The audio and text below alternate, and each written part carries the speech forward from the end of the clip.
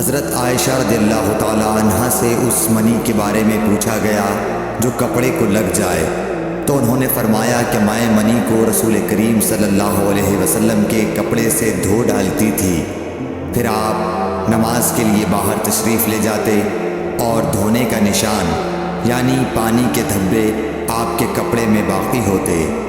صحیح بخاری حدیث نمبر 230۔ کچھ لوگ اوقل یا اورینا قبیلوں کے مدینے میں آئے اور بیمار ہو گئے۔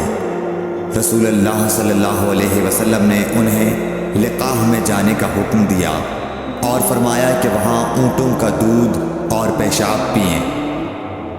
چنانچہ وہ لقاح چلے گئے اور جب اچھے ہو گئے تو رسول کریم صلی اللہ علیہ وسلم کے چرواہے کو قتل کر کے وہ جانوروں کو ہانک کر لے گئے۔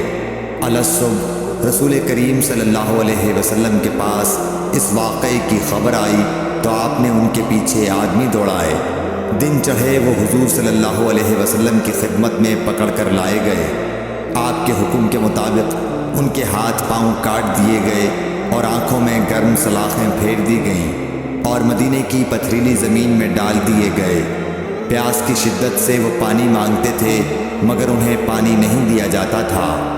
ابو قلابہ نے ان کے جرم کی سنگینی ظاہر کرتے ہوئے کہا کہ ان لوگوں نے چوری کی اور چرواہوں کو قتل کیا اور آخر ایمان سے پھر گئے اور اللہ اور اس کے رسول سے جنگ کی۔ صحیح بخاری حدیث نمبر 233۔